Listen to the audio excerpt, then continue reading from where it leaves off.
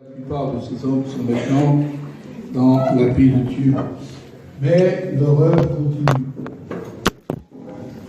Merci donc à tous vos pasteurs de nous avoir si aimablement invités. Je les remercie de tout mon cœur. Ce qui permet de dire ce soir que cette église, même si elle est à 800 km de chez moi de Paris, c'est aussi mon église. Amen. Parce qu'on fait partie de la même mission, on est le même peuple et on a surtout le même Seigneur. Amen. L'année dernière, j'ai eu une petite idée curieuse. Je me suis rendu à l'ancien château que nous avions autrefois à Niche. On le voit là-bas tout où nous sommes actuellement. Alors bien sûr, ce château il est en ruine et j'ai eu l'idée d'aller un peu dans le fond où il y a exactement 53 ans, nous étions avec les jeunes et les anciens en train de planter des piquiers pour faire des clôtures. Alors il y avait à l'époque le frère Gabin, Martin, frère Jacob, et puis moi et puis les jeunes pasteurs. Alors on les aidait à faire des trous, ils mettaient ces piquiers dedans, ensuite ils ont mis les clôtures pour bien barricader le château de Liche. Et puis 53 ans après, j'ai eu l'idée de retourner au même endroit, et figurez-vous que les piquiers que nos anciens ont plantés, ils sont toujours là-bas, ils n'ont pas bougé. J'ai fait ça là-dessus, ils sont très solides, très forts. Mais ils ont changé d'aspect. Certains sont fendus à cause des intempéries, le vent, la neige, la pluie, la glace. Et puis d'autres étaient recouverts de mousse, mais ils étaient toujours là. Alors qu'est-ce que ça veut dire? Eh bien, les quelques anciens qui nous restent dans la mission, ils sont peu nombreux, mais ils sont toujours là parce que ça a protégé notre mission, qu'on l'a bien entourée, et que les fausses doctrines n'ont pas pénétré dans la mission vie et lumière. Alors on peut bénir Dieu à la gloire de son Seigneur. Vous voyez, un peu plus de 20 ans après la mort de Jésus, l'évangile va être prêché dans une grande métropole d'Europe qui s'appelle Corinthe. Corinthe, qui se trouve en Grèce. C'était à l'époque biblique une ville florissante, commerciale et contrainte, une ville aussi de trafic, et sans oublier une ville de débauche parce qu'il y avait là-bas un temple qui était dédié à la déesse Vénus et 1000 prêtresses qui exerçaient le triste métier que vous comprenez. Ce qui veut dire que, après 18 mois d'efforts, Saint Paul va y construire une église qui va être, dans un premier temps, d'une qualité spirituelle exceptionnelle. Et quand on lit d'ailleurs la première épître de Saint Paul aux Corinthiens, lui-même en fait l'éloge en disant « Il ne vous manque aucun don ». L'Église avait les 9 dons spirituels. On serait tenté de dire « Mon Dieu, quelle bénédiction, quelle Église exemplaire ». Et quand on arrive au 3e chapitre, alors qu'il vient de se passer à peine quelques semaines, quelques mois tout au plus, on découvre par là qu'il y a une déchéance importante puisque l'Église n'est plus conforme comme elle l'était à l'époque de Saint Paul. Et pourtant, si vous suivez bien le raisonnement de cette époque, cette Église a eu les 5 meilleurs prédicateurs au monde. Elle a eu tout d'abord l'apôtre Paul, ensuite Barnabas, Silas, Timothée, et puis on est en train de regarder là que ces hommes qui sont en train de représenter les 5 ministères, ce sont des hommes éblouissants. Paul, apôtre, Apollos, docteur, Timothée, évangéliste, Silas, prophète, on ne peut pas rêver mieux. Et malgré ces ministères qui est au sommet, l'Église, qui dans un premier temps avait grandi, elles étaient tombées dans la déchéance, peu de temps après. Alors, des chrétiens qui, à cette époque, ne brillaient pas tellement par la connaissance biblique, malgré la grande connaissance de ces hommes, ils avaient quelque peu oublié. Ils étaient inquiets. Inquiets quant à leur propre salut. Alors, ils avaient écrit une très très longue lettre à l'apôtre Saint Paul, et il leur a répondu, lui, par deux autres lettres, on appelle 1 et 2 Corinthiens. Et ces chrétiens étaient, comment dire, stupéfaits, parce qu'il leur avait arrivé des problèmes, des catastrophes, alors qu'ils pensaient qu'avec la conversion, ils auraient une vie de velours, une vie d'applaudissement, une vie de réussite, et ils s'étaient trompés. Parce que jamais l'Évangile fait mention que vivre la vie chrétienne sera une vie facile. Bien au contraire, Jésus avait déjà mis en garde les auditeurs de son époque quand il leur a dit « Si quelqu'un veut venir après moi, qu'il se charge lui-même de sa croix et qu'il me suive. » Et on sait ce que la croix signifiait. Et les apôtres ont dit que ce n'était pas beaucoup de tribulations qu'il fallait entrer dans le royaume de Dieu. Donc c'est pas facile. Et aujourd'hui, on peut le constater que la vie chrétienne devient hyper difficile. Le combat contre les ruses de l'ennemi devient un combat acharné, c'est un combat à mort, et la plupart des chrétiens de notre mission sont éprouvés par le deuil, par la maladie, par les souffrances, par les accidents, par les divorces des jeunes. On est submergé de tous ces problèmes. Et il arrive qu'on entend dire, mais pardon, qu'est-ce qui m'arrive? Et quelquefois, quand on entend témoignage, on est en train de chiner, ils nous disent parfois, mais monsieur, qu'est-ce que j'ai fait au bon Dieu pour qu'il m'arrive ça? Vous voyez, on retrouve ici les mêmes questions, les mêmes impressions, et les gens se posent la question, mais qu'est-ce qu'il m'arrive? On ne comprend pas toujours les choses qui nous arrivent. Comme les Corinthiens ne les comprenaient pas. Alors Paul, dans sa sagesse, va leur expliquer ce qui lui est arrivé. Alors on va lire, si vous voulez, dans la 2e aux Corinthiens, le récit de ces mésaventures qui est arrivé à cet apôtre de nom prestigieux, Saint Paul, que toute la chrétienté de l'époque était en admiration devant la réussite du ministère de cet homme qui, avant sa conversion, était, comme vous le savez, un très mauvais garçon. 2e épître de Saint Paul aux Corinthiens, chapitre 1er, verset 8. Et l'apôtre est en train de mettre donc les hommes de cette génération qui sont en train de se poser la question, qu'est-ce qu'il m'arrive? Pourquoi ces accidents? Pourquoi tous ces problèmes? Pourquoi ces maladies?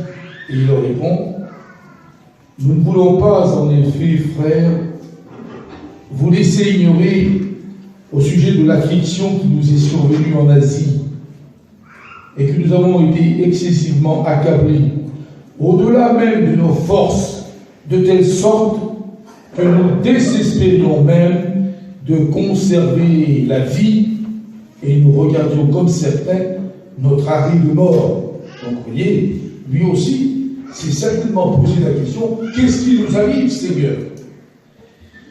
Et ce soir, par la grâce de Dieu, si vous êtes en train de vivre une telle situation, j'ose espérer que par la grâce divine, je vais être pour vous le messager qui va vous apporter la consolation dont vous avez tellement besoin, que nous avons tellement besoin, toutes et tous, à la gloire de son Seigneur. Le frère de Jésus avait fort bien compris ce problème. Il s'appelle Jacques. Ce qui m'amène à vous dire que juste avant sa conversion, Jacques était un peu révolté contre son frère aîné. Il ne croyait pas en lui. Et la Vierge Marie, que nous honorons, que nous respectons bien entendu, avait 4 fils, sans compter Jésus, et au moins 2 filles. Le nom des garçons, on les connaît, c'est Jacques, Joseph, Simon, Judas. Mais le nom des 2 filles, il ne nous est pas dit. Mais on comprend que le foyer de la Vierge va être divisé parce qu'il nous est dit que les frères de Jésus ne croyaient pas en lui.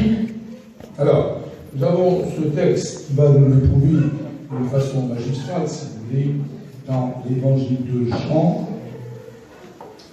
où l'apôtre qui va écrire bien longtemps après la mort de Jésus va expliquer ce témoignage pour montrer aux auditeurs que ce n'était pas facile d'enseigner de la Vierge Marie. Voyez, Jean chapitre 7. Après cela, Jésus parcourait la Galilée, car il ne voulait pas séjourner en Judée, parce que les Juifs cherchaient à le faire mourir. Or, la fête des Juifs, la fête des tabernacles, était proche. Ses frères lui dirent: pars d'ici, va en Judée, afin que tes disciples voient aussi les œuvres que tu fais, car personne n'agit en secret lorsqu'il désire paraître. Si tu fais ces choses, montre-toi toi-même au monde. Et Jean ajoute: car ses frères non plus ne croyaient pas en lui. Voyez, ce qui veut dire que durant toute sa jeunesse, eh bien, Jésus a eu des difficultés avec les propres gens qui étaient dans sa propre maison. Et je comprends la lutte qu'il devait y avoir entre la Vierge Marie et ses enfants qui étaient contre le Fils de Dieu. Ça ne devait pas être facile. Et elle-même s'est dû se poser la question: mais qu'est-ce qui m'arrive, Seigneur? Les apôtres avaient donc compris que les chrétiens, face à toutes ces épreuves qui leur tombent dessus comme ça à l'improviste, ils étaient désemparés. Et Jacques, après sa conversion, va changer de tactique et il va devenir un apôtre sublime. Il sera le chef de l'église mère de Jérusalem. Et à ce moment-là, les chrétiens, tellement c'était un homme exceptionnel, on va lui donner un surnom, on va l'appeler la colonne de l'église. Et regardez qu'est-ce qu'il va écrire aux chrétiens de sa génération. Et à cette époque, il faut bien le dire, frères et sœurs, pour l'église de Jésus-Christ, ce n'était pas la joie. Jacques, chapitre 1er, verset 2. Je prends la précaution de vous lire ces textes pour vous montrer que ce soir, ce n'est pas mes idées que nous sommes en train de prêcher, c'est ce qui est écrit. Et quand c'est écrit, c'est du béton. On ne peut pas changer. Et il dit: mes frères, regardez comme un sujet de joie complète les diverses épreuves auxquelles vous pouvez être exposés, sachant que l'épreuve de votre foi va produire de la patience. Et il faut que la patience s'accomplisse parfaitement. Voyez-vous, dans un premier temps, on serait tenté de dire: Jacques, tu trouves que c'est un sujet de joie, les diverses épreuves qui nous arrivent, les catastrophes qui nous tombent dessus. Satan, qui est le maître de l'univers, qui est en train de semer la pagaille dans l'église de Jésus-Christ, et les problèmes qui nous assaillent, il faut qu'on les regarde comme de la joie. Jacques est en train d'écrire à toutes les tribus d'Israël qui étaient dispersées dans tout l'Empire romain suite à une persécution qui n'est juste arrivée. On venait d'assassiner par lapidation le jeune serviteur de Dieu qui était Étienne. Jacques, le frère d'André et des apôtres, tout jeune, avait été mis à mort par Hérode. Alors on comprend que toutes les familles qui avaient été dispersées partout, elles avaient besoin d'encouragement. Et où trouver ces encouragements si ce n'était que par les braves paroles que pouvaient leur donner les apôtres? Regardez, frères, comme un sujet de joie et de bénédiction, et suivez avec la patience. Et j'ai eu la curiosité de regarder encore ce matin très tôt ce qui pouvait souligner ce mot de patience, qui est beaucoup mieux traduit par endurance et persévérance. Ça voulait dire que le peuple de Dieu qui était martyrisé par les sbires de l'empereur régnant, il devait être des hommes et des femmes qui étaient capables d'endurer les coups, de persévérer là-dedans, parce que Dieu sait qu'ils en avaient besoin.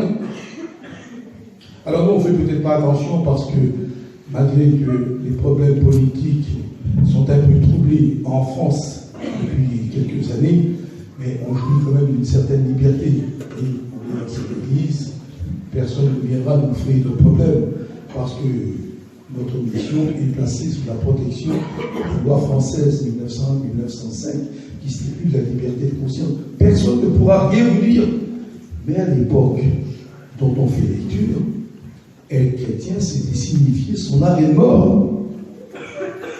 Adorer un autre Dieu que l'empereur régnant, c'était la misère. Alors on comprend que les chrétiens étaient dispersés un petit peu partout. Et étant donné qu'ils étaient seuls, en train de se sauver des mercenaires et l'empereur qui les poursuivait partout, sûrement qu'ils se sont posé la question. Seigneur, qu'est-ce qui nous arrive? On est obligé d'abandonner nos maisons, on se cache partout pour notre foi. Peut-être que nous avons besoin ce soir, frères et sœurs, d'avoir quelques exemples de chrétiens de l'Ancien Testament qui ont vécu ces situations terribles pour nous faire comprendre l'importance du sujet de ce soir. Il y a tout d'abord un jeune homme qui n'a que 17 ans et qui va être victime de la cruauté de ses propres frères dans la chair. Il est aimé de son père. Vous l'avez compris, il s'agit du jeune Joseph, qui a tout juste 17 ans, et qui est, si vous voulez, le petit chouchou de son père, parce que les autres sont déjà mariés, ils sont pères de famille, lui il est encore adolescent. Et puis, non seulement ça, mais Dieu lui donne plusieurs révélations, des visions, ce qui va porter préjudice, si vous voulez, à toute la famille de Jacob. Alors, dans le livre de la Genèse que le prophète Moïse a écrit bien des siècles après, sous l'action de l'Esprit, Moïse nous révèle ce qui s'est réellement passé à ce moment-là précis pour que le jeune Joseph subisse toute cette injustice de la part de sa propre famille. Genèse 37. Joseph, âgé de 17 ans, il faisait paître le troupeau de son père avec ses frères. Cet enfant était auprès des fils de Bila, et Joseph rapportait à leur père ce qu'il disait. Et il est dit, verset 4, ses frères dirent que leur père l'aimait plus qu'eux, et ils le prirent en haine, et ils ne pouvaient pas lui parler avec amitié.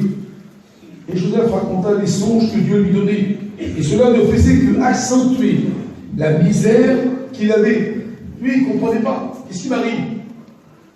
Mes frères sont devenus mes ennemis. Ils n'avaient rien fait.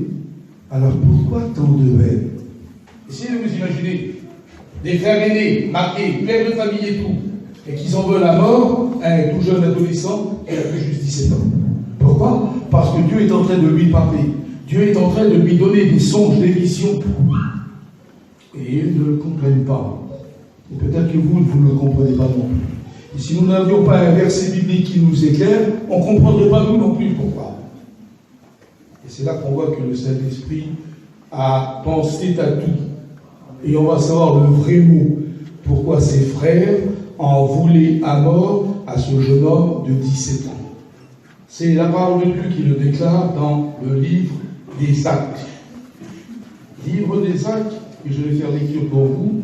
Et nous allons voir directement pourquoi ces hommes vont maintenir une haine farouche à ce jeune garçon. Et vous allez voir que par la suite, cette haine va se transformer dans de véritables actes. Alors, lisons pour vous Actes chapitre 7. Je lis seulement le verset 9. Les patriarches, donc les 11 frères de Joseph, qui portent ce nom, les patriarches jaloux de Joseph le vendirent pour être emmené en Égypte, mais Dieu fut avec lui.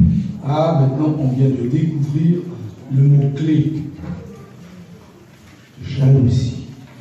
Comment peut-on être jaloux d'un jeune homme de 17 ans? J'ai eu la curiosité de savoir ce que la Bible parlait à propos de jalousie. Elle a plusieurs sortes. Il est dit dans le livre des Proverbes, par exemple, que la jalousie met un homme hors de lui, en fureur. Proverbe 6, 34. La jalousie met un homme en fureur. Et puis à l'époque du prophète, il y avait des maris qui étaient jaloux. Ça arrive, des maris qui étaient jaloux. Et comme ils avaient un doute sur le comportement de leur dame, alors on a emmené la femme au sacrificateur qui est entré dans le sanctuaire.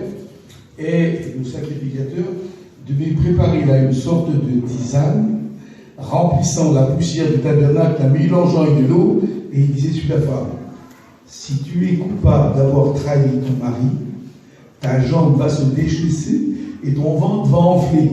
Vous devez imaginer avec quelle trouille que la femme était en train de boire la tisane, et si les tribunaux faisaient ça aujourd'hui, il y aurait des litres de tisane. Mais à côté de ça, il y a une autre jalousie, frères et sœurs, qui est encore plus terrible, plus pénible. C'est celle que la Bible mentionne, qu'elle appelle la jalousie spirituelle. On a porté en jalousie le prophète Moïse. Enfin, Moïse, et quand on vient le trouver, on lui explique. Et Moïse, rempli de douceur, dit sur Josué, Josué était jaloux pour moi, laisse-les prophétiser. Je voudrais moi que tout le campement prophétise. Et puis on va découvrir que prophètes comme apôtres ont été tour à tour victimes de cette jalousie spirituelle qui va faire que ça va se transformer dans des actes. Exactement comme ça l'a fait pour le petit Joseph. On l'a pris en gris parce que lui avait des révélations de Dieu et qu'eux n'avaient rien du tout. Et ils ont décidé un jour de mettre à mort leur propre frère de 17 ans en le jetant dans une crevasse et le laisser agonir là, mourir de faim et de soif. On ne dit pas quelle cruauté. Et Joseph, dans son trou, a certainement dit, Seigneur, mais qu'est-ce qui m'arrive? Lui-même aussi, il ne comprenait pas. C'était le ciel qui lui tombait sur la tête. Et tout à coup, il y a une corde qui descend. Ah, merci Seigneur, mes frères se sont repentis. Ils viennent me demander pardon. Mais là, il se trompe encore. Il va tomber encore plus profondément. Quand il remonte en haut, il va être vendu à des marchands d'esclaves. Et de là, les esclaves vont le vendre à l'Égypte. Il fera 2 ans de prison dans un trou noir, dans un cachot. On ne comprend plus ce qui arrive. Mais voyez-vous, frères et sœurs, il est dit que toutes choses concourent au bien de ceux qui aiment Dieu. Et chaque fois qu'il arrive un problème à des enfants de Dieu, c'est toujours pour notre bien, jamais pour notre mal. Sur le moment, on ne comprend pas. On est un peu comme des enfants. Vous avez vu un enfant, quand il veut quelque chose, il pleure, il gémit. Le père, la mère ne va pas innover, parce qu'ici, ce qu'il demande, c'est pas bon. Quand on voit un petit qui a un couteau dans les mains en cours, on y arrache les mains. Le petit hurle la mort. On ne lui donne pas. Il pleure, il nous en veut. Et quand il grandit, il a compris que son père et sa mère le protégeaient. Eh bien, il en est ainsi. Quand il nous arrive certaines catastrophes, c'est toujours pour notre bien, jamais pour nous faire du mal. L'apôtre Pierre et ses camarades qui vont avoir un bon ministère, il va leur arriver exactement la même chose. Alors, vous voyez, ce soir, je prends la précaution, justement, de vous lire ces versets de la Bible pour vous montrer que tout ce que nous disons, nous, serviteurs de Dieu, de vie et lumière, c'est basé sur l'Écriture. Et tant que c'est basé sur l'Écriture, personne ne peut y toucher quoi que ce soit. Regardez dans le livre des Actes, qu'est-ce qu'il est dit? Celui qu'on vient de lire il y a quelques instants. Eh bien, juste quelques versets auparavant, on va découvrir que les hommes qui étaient à l'époque censés être les religieux, donner l'exemple au peuple, vont être jaloux des apôtres. Acte 5, verset 17, il est dit que le souverain sacrificateur et tous ceux qui étaient avec lui, les Sadducéens, ils se levaient remplis de jalousie, ils mirent la main sur les apôtres et les jetèrent en prison. Vous imaginez un petit peu? Au lieu qu'ils se réjouissent que les âmes sont sauvées, que les malades sont guéris, ça les remplit de jalousie. Pourquoi? Juste le verset où il dit, verset 15. Le nombre de ceux qui croyaient au Seigneur augmentait, hommes et femmes, de plus en plus, de sorte qu'on apportait les malades dans les rues, qu'on les plaçait sur des lits, sur des couchettes, afin que lorsque Pierre passerait, son nombre au moins en couvrit quelques-uns. Alors il est bien évident que ça, la multitude qui accourt, de toutes les villes voisines de Jérusalem, ils amènent des malades, des gens qui ont tourmentés par des esprits, et le texte dit, tous étaient guéris. Un sacrificateur et ses copains étaient jaloux. Eux, ils n'avaient pas une seule guérison divine, et eux, ils en avaient des centaines. Imaginez les ruelles de Jérusalem couvertes de malades couchés par terre. Et on plaçait Pierre face au soleil, de sorte que son ombre couvre les malades. Et au fur et à mesure qu'il marchait, les malades se levaient derrière, touchés par cette ombre. C'était incroyable. La puissance de délivrance qui sortait des corps, c'était incroyable. Alors je comprends qu'ils étaient jaloux. Saint Paul va aussi connaître ça. Lui, il va connaître aussi les coups. Mais les coups dans une telle grandeur que vous êtes loin d'imaginer les chrétiens. Bien sûr, les habitants du lieu le savent. C'est pas pour eux que je parle là, c'est pour vous. À 5 reprises, l'apôtre Saint Paul va être flagellé. Et chaque fois, c'était 39 coups de fouet. Maintenant, les fouets de l'époque, ce n'est pas les fouets qu'on voit dans les feuilletons, les fouets de Zorro. C'est pas ça. Les fouets romains avaient 4-5 lanières, comme ça. Soit en cuir ou en plus des petites chaînettes. Et au bout, il y avait des crochets de plomb et de métal, comme ça. De sorte que quand le bourreau frappait, les crochets de plomb ou de métal entraient dans les chairs. Et quand il tirait, la chair venait avec. D'où l'expression du prophète, en ce qui concerne Jésus, qui avait reçu la même flagellation, il dira, ils ont labouré mon dos. Et à 5 reprises, l'apôtre Paul a été flagellé de la sorte, ce qui fait qu'il a reçu 195 coups de fouet, de sorte que sur tout son corps, il n'y avait pas un seul centimètre où il n'y avait pas une cicatrice. D'ailleurs, il le dit quand il écrit aux chrétiens de Galates, « Je porte sur mon corps les marques de Jésus. » 195 coups. Mais qu'est-ce qu'ils étaient, ces chrétiens-là? Des hommes et des femmes hors pair, hors du commun. Alors qu'aujourd'hui, les chrétiens que nous sommes devenus, nous sommes un peu des chrétiens fragiles. Un petit rien les blesse, un petit rien les blesse.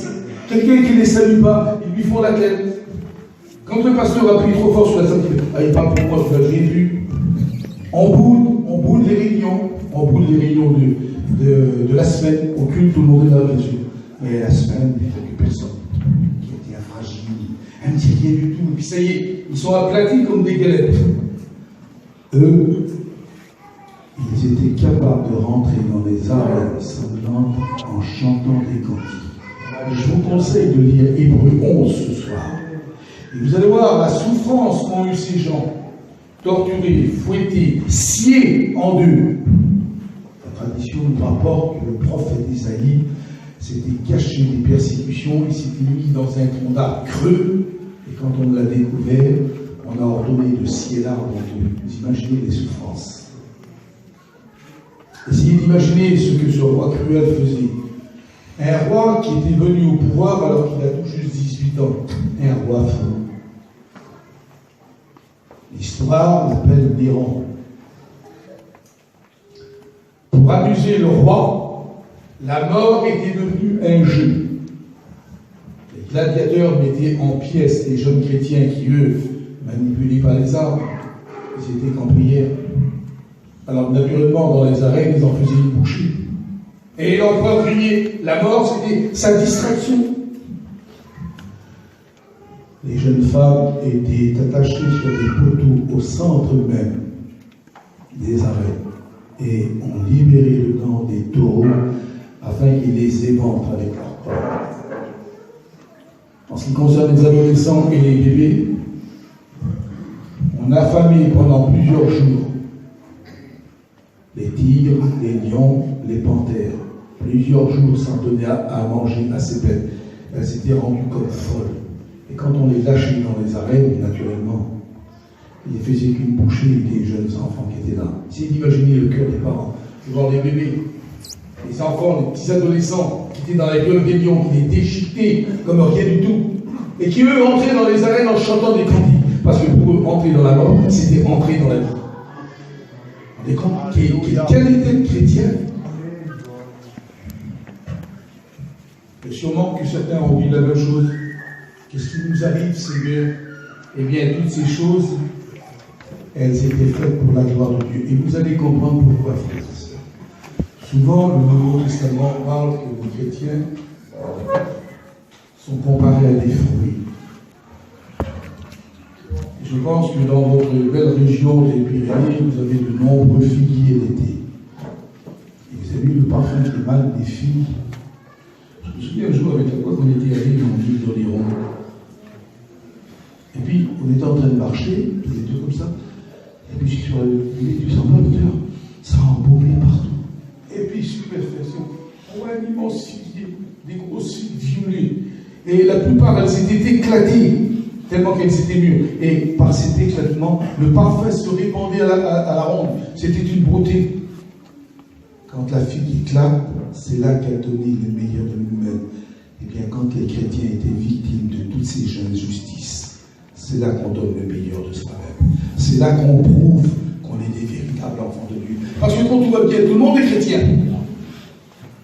Mais quand ça va mal, quand les difficultés nous assaillent, quand il y a des incompréhensions dans les familles ou avec les amis, quand on vous regarde, en vous regardant de travers, c'est là qu'il faut montrer qu'on est quelqu'un. Pas en montrant ses bras, pas en gueulant, non. En montrant qu'on est un véritable enfant de Dieu. Et c'est pour ça que Saint Paul disait à la même église de Corinthe, il disait, nous sommes la bonne odeur de Christ. Le bon parfait. Vous lisez ça dans 1 Corinthiens 11, 24 et autres. Le bon parfum de Christ. Quelle beauté, Seigneur. Et ça, seuls les enfants de Dieu peuvent le donner comme ça. Vous relisez également 2 Corinthiens 2, 14. Il va vous parler de ce parfum qu'on émane lorsqu'on est enfant de Dieu. Et tous les chrétiens fidèles de l'Ancien comme du Nouveau Testament qui ont connu ces situations difficiles, ils laissaient partir leur parfum de beauté.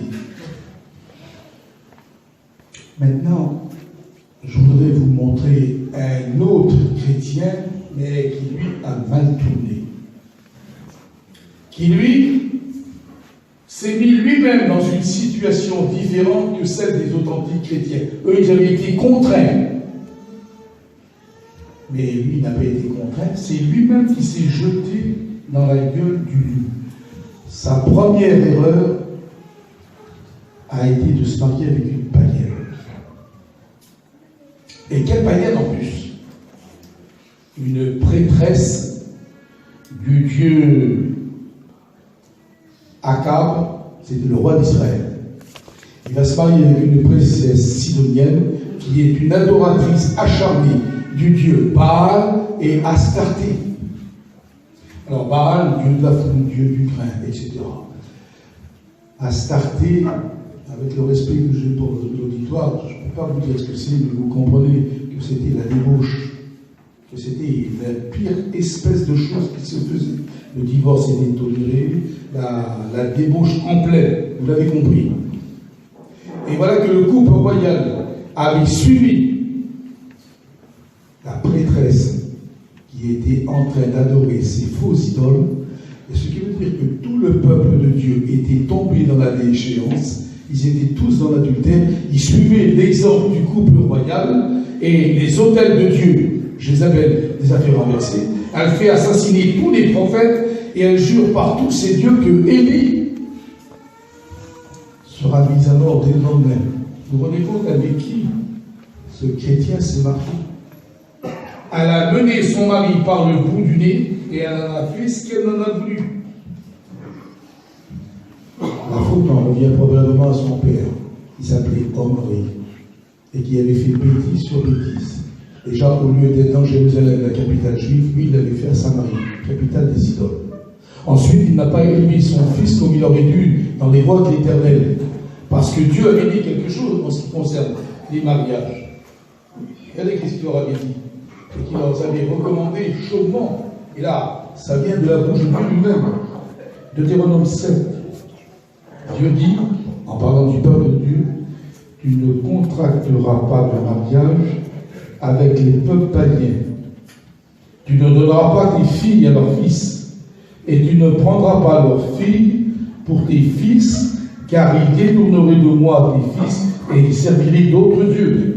Alors la colère de l'Éternel s'enflammerait, ils étaient prévenus. Mais ils n'ont pas fait.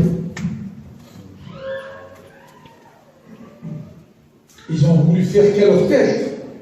Alors ils ont marié avec des païens. Et le résultat a été catastrophique. On vient de le voir. Alors qu'en est-il aujourd'hui dans le Nouveau Testament? Est-ce que Dieu interdit ce genre de choses?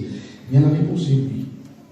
Et là encore, je vais prendre la précaution de lire ce que Saint Paul a écrit en ce qui concerne justement les mariages mixtes, c'est-à-dire chrétiens, païens, qui n'est pas recommandé du tout. Donc, dans la deuxième de Corinthiens, chapitre 6, verset 14. Ce n'est pas moi qui parle, c'est la Bible. Ne vous mettez pas avec les infidèles sous un joug étranger. Car quel rapport qu'il y a avec la justice et l'iniquité? Qu'est-ce qu'il y a de commun avec la lumière et les ténèbres? Quel accord qu'il y a entre le Christ et Bélial, Satan? Ou quelle part le fidèle avec l'infidèle? Quel rapport qu'il y a entre le temple de Dieu et les idoles? Et incontestablement, il s'agit ici de mariage mixte. Il est bien évident que la mission tzigane que nous sommes, nous ne sommes pas une agence matrimoniale qui se marie des gens avec qui ils veulent. Mais faire attention, parce qu'en tant qu'homme de Dieu, nous avons le devoir de dire aux chrétiens ce qu'il faut faire et surtout ce qu'il ne faut pas faire. C'est pour ça que les parents sont en devoir d'aider leurs enfants dans ce domaine. Mon fils ne parie pas avec une païenne, ma fille ne parie pas avec une païenne. Parce que 9 fois sur 10, c'est l'inconverti qui l'emporte. Et quand on fait ce genre de mariage, c'est comme si on alliait sa fille avec un ennemi. Un ennemi de l'évangile, et toute sa vie, elle risque de les passer avec larmes et pleurs, et grincements de dents. Et aujourd'hui, il y a des mariages qui sont légers, il faut bien le dire. Beaucoup de jeunes qui marient avec un téléphone, il faut comme les gadgets maintenant. On se marie sur l'internet. On n'a jamais vu le monsieur, on n'a jamais vu la demoiselle, et on veut faire une vie comme ça. Faites attention, un mariage, ça se prépare. On ne se marie pas sur un coup de tête, on ne se marie pas sur un coup de foudre. Le coup de foudre, ça devient un coup de fou. Vous vous rendez pas compte? Vous allez passer le reste de votre vie avec quelqu'un qui est ennemi de la croix. Quel danger! Un jour, une jeune fille me demandait ça. Je fais quand avec un païen, frère, qu'est-ce que je dis non, j'en pense rien du tout. C'est la Bible qui parle. Que tu te maries avec n'importe qui, ce qui se passe moi. Mais voilà ce que la parole de Dieu dit. Elle dit ça, elle dit ça, elle dit ça. Puis que tu me le demandes, je te le dis. Mais bien évident qu'elle ne m'a pas cru. Elle s'est mariée avec le païen, et je lui avais dit, toi, la première année du mariage, ça va être le paradis pour toi. C'est la découverte. Et la deuxième année, le monsieur va aller avec ses copains, il va sortir, il va te tromper, il va te battre, il va boire, il va s'ennuyer, il va te droguer. Et ton bébé, tu n'auras même pas le droit de le présenter à l'église le dimanche matin. Tu n'as pas cru. Quand elles sont amoureuses, je dis, elles sont folles. Et qu'est-ce qui est arrivé? C'est ce qui est arrivé, une véritable prophétie. Ce que j'essaie de vous communiquer, surtout pour les moments, mettez bien en dire à vos frères. Ne se mariez pas sur écoute. Parce que c'est vous qui allez aussi pleurer pendant des années. Alors même si les choses ne vont pas très bien, mais comme c'est les chrétiens, serviteur de Dieu vient, il arrange la chose. Et puis Marie baissera les yeux devant la présence du serviteur de Dieu aussi. Et si c'est un païen, qu'est-ce qu'il va vous dire? Il va vous mettre son poing dans la figure. Comprenez? On a tout intérêt à faire ce que Dieu dit. Akab, volontairement, s'est jeté dans le malheur. Et quand on se marie avec des gens qui sont ennemis de la croix, volontairement, on se jette. Et là, on a pu dire, qu'est-ce qui m'arrive? C'est toi qui as choisi cette voie-là. Est-ce que je me fais comprendre?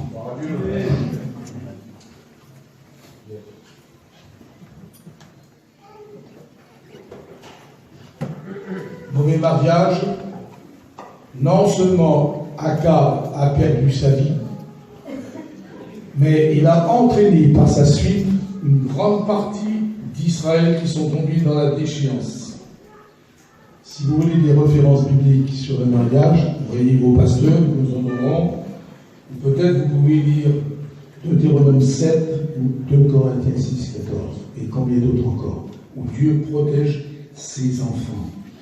Subir les épreuves de la vie est une chose, frères et sœurs.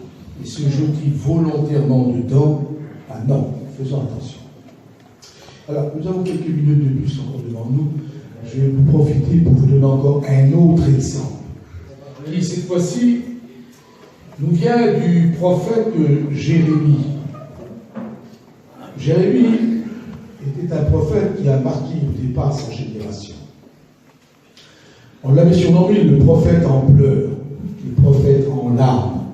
Et souvent, on voit qu'il voit ses yeux étaient des torrents, tellement qu'il pleurait pour son peuple, qui ne suivait pas les commandements de Dieu. Il les mettait en garde, mais ils étaient sourds comme des poux. Ils n'entendaient rien.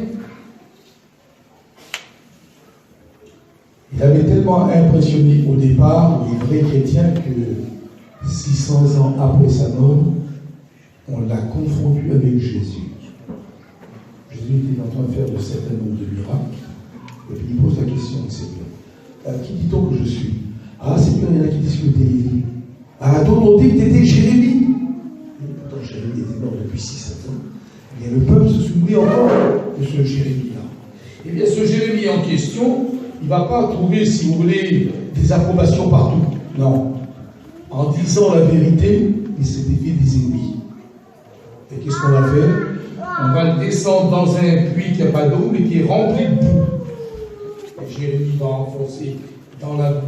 On va le laisser là avec l'intention de le laisser mourir de faim et de soif, comme l'a été son prédécesseur qui était le dit Joseph.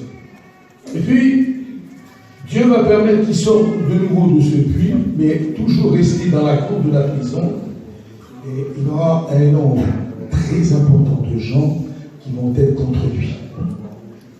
À telle sorte qu'à un moment donné, il va y avoir ce qu'on appelle un complot contre Jérémie. Et il observe, mais il ne trouve pas la faille pour le faire chuter. Alors ils se disent entre eux, venez, complotons contre lui et on va le tuer avec la langue, la calomnie. Ça, c'est un petit instrument qu'on a dans la bouche qui n'est pas bien grand, mais le dégât qu'il peut faire. Vous savez, je disais dernièrement aux élèves l'an dernier à l'école publique, je disais, oui, voyez-vous, comme Dieu, vous allez durant votre ministère avoir de certains résultats. Vous aurez des conversions, des baptêmes dans le Saint-Esprit, vous allez raccommoder des foyers, vous allez avoir des guérisons, tout ça c'est bien. Ça ne bougera pas du quartier. Pire encore, 24 heures après, tout sera oublié. Faites un tout petit point noir. Et dans les 24 heures qui suivent, toute la France sera au courant. Je leur ai montré une image que j'avais faite avec mes deux fils. Je ne sais pas s'ils s'en souviennent, mon fils Azel et Jérémie. Ils étaient jeunes à l'époque, je leur avais fait tendre un drap, un grand drap blanc.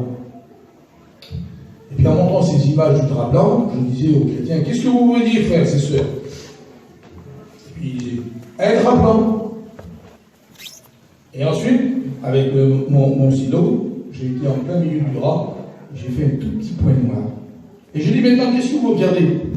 Et tout le monde dit, un point noir. Il y avait 6 mètres carrés de blanc et il voyait un point noir. Ça veut dire qu'on peut faire les plus belles choses au monde. Seul petit faux pas. Et ça sera terminé.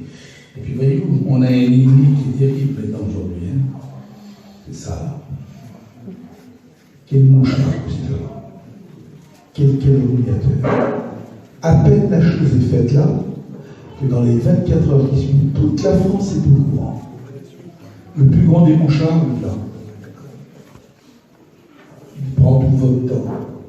Il n'y a plus de conversation dans les familles. Vous allez dans les familles, plus personne ne se parle. Ils grattent. Ils n'arrêtent pas de gratter. Nous étions il y a quelque temps dans un aéroport et ensuite dans la gare de Lyon à Paris. Il y a une milliard de monde. Je disais sur ma gare de Lyon. Des gens qui se parlent entre eux. Chacun, tout le monde assis dans un coin. Et je te gratte, et je te gratte. C'est fini. Quelle puissance qu'il y a dans cet appareil. Il fait 100 grammes, mais il prend tout votre temps. Le diable va trouver quelque chose. Il vous empêche de dire votre pied, il vous empêche de prier. Et pour les jeunes, c'est encore pire. Parce qu'il est minuit, 2h, 3h du matin, ils sont couchés au lit, le lit plume est par-dessus eux, et puis ça parle. ils n'arrivent plus à vivre sans cet appareil.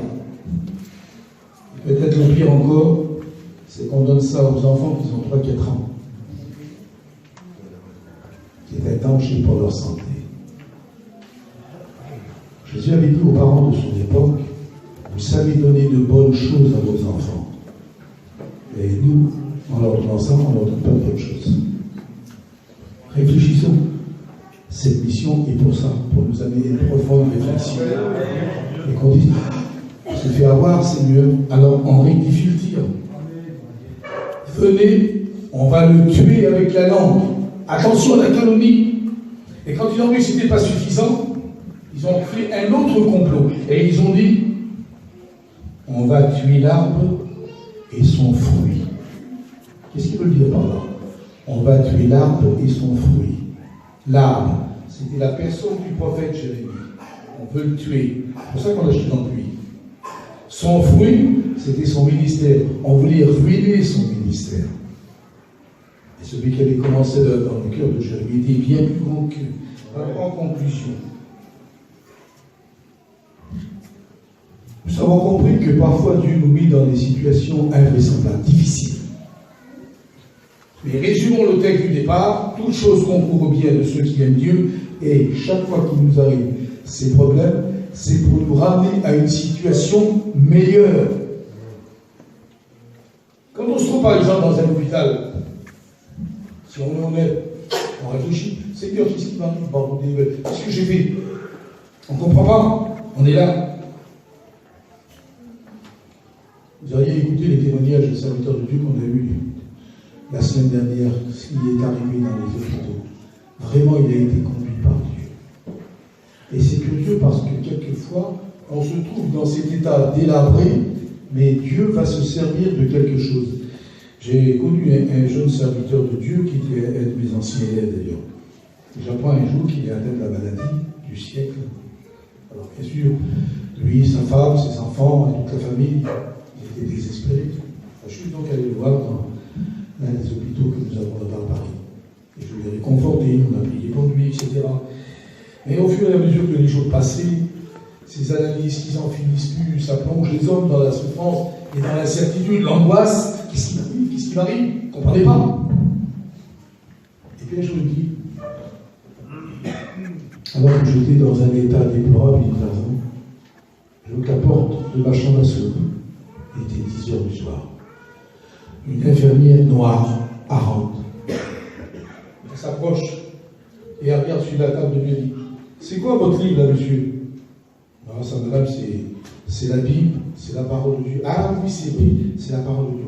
Eh bien, elle dit, c'est donc Jean 14. Et puis la gragée, elle se retourne, elle ouvre la porte et elle sortit tout ce qu'elle a dit. Il dit, j'étais stupéfait, je me demandais qu'est-ce que c'est dit. Il dit, je prends ma Bible, je lis, Jean 14, c'est Jésus qui parle, qui dit que votre cœur ne se trouble pas, croyez en moi. Il dit, ça m'a réconforté là-dedans. Le lendemain matin, quand les autres infirmières sont venues pour faire les soins, il a demandé après la dame.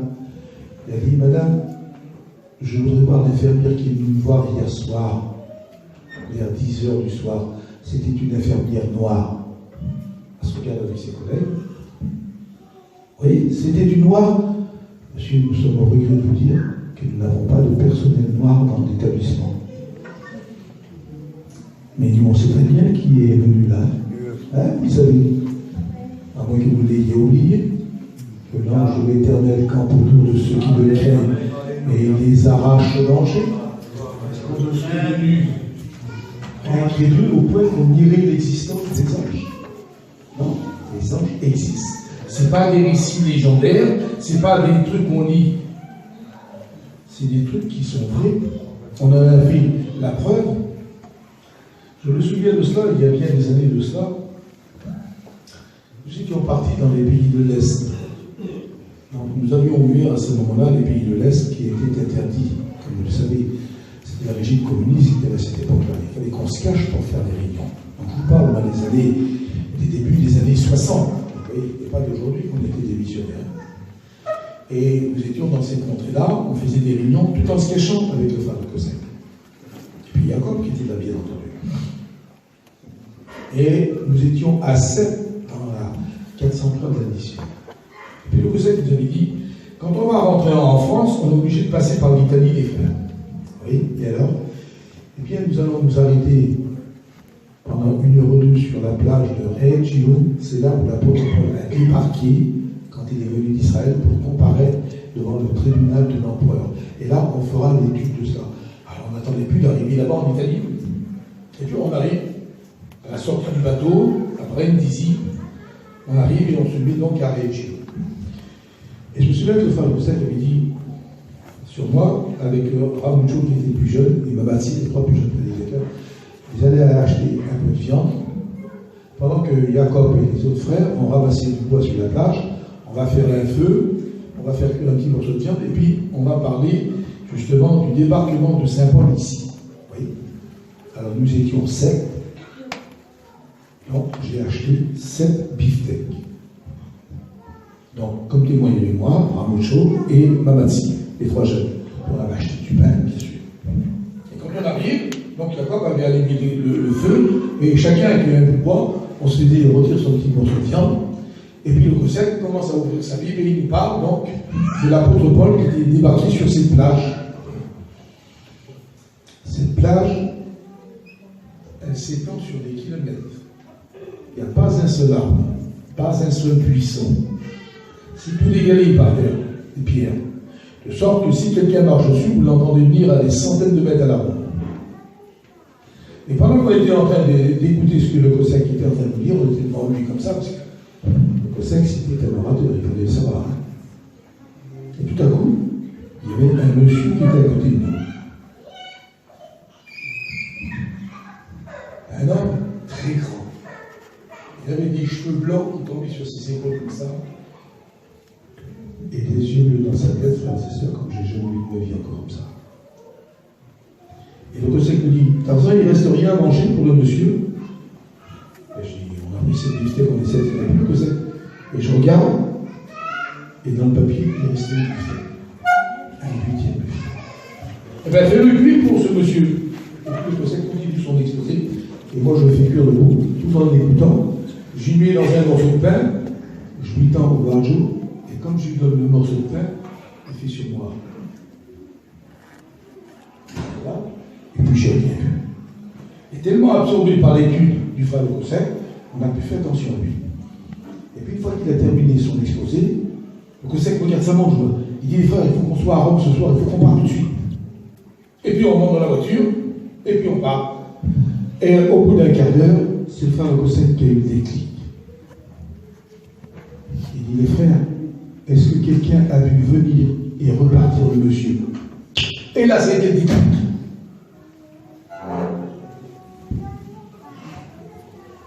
Le frère Cossack est venu nous confirmer que nous venions d'assister à la présence d'un ange au milieu de notre équipe. Je ne vous dis pas comment on a fait le restant des kilomètres.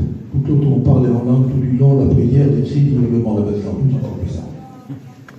15 ans plus tard, et c'est pas sur le coup qu'on l'a su, 15 ans plus tard, Jacob, mon beau-frère, se trouve dans un endroit et il rencontre le 7e qui était parmi nous.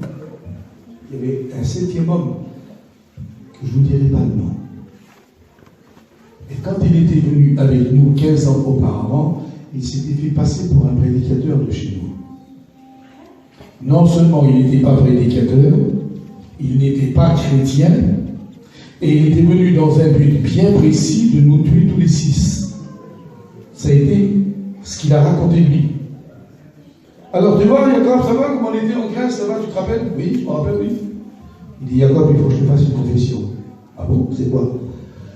Il dit, quand je suis venu avec vous en 62, j'étais pas serviteur de Dieu, j'étais même pas chrétien. J'étais venu dans le but de vous tuer.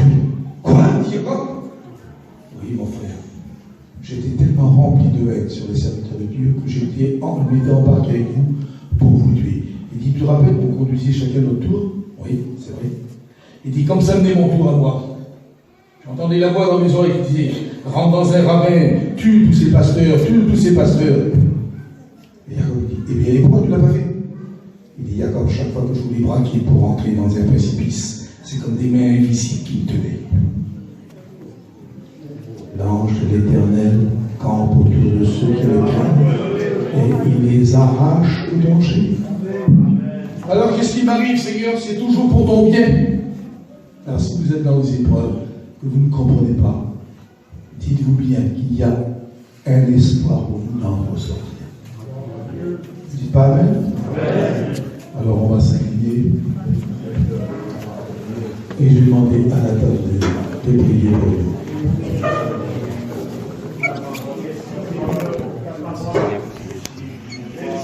Je vous remercie après des épreuves. La plupart de ces hommes sont maintenant dans la paix de Dieu. Mais leur œuvre continue. Merci donc à tous vos pasteurs de nous avoir si aimablement invités. Je les remercie de tout mon cœur. Ce qui permet de dire ce soir que cette église, même si elle est à 800 km de chez moi de Paris, c'est aussi mon église. Parce qu'on fait partie de la même mission, on est le même peuple et on a surtout le même Seigneur. L'année dernière, j'ai eu une petite idée curieuse. Je me suis rendu à l'ancien château que nous avions autrefois à Niche. On le voit là-bas, où nous sommes actuellement. Alors bien sûr, ce château, il est en ruine, et j'ai eu l'idée d'aller un peu dans le fond, où il y a exactement 53 ans, nous étions avec les jeunes et les anciens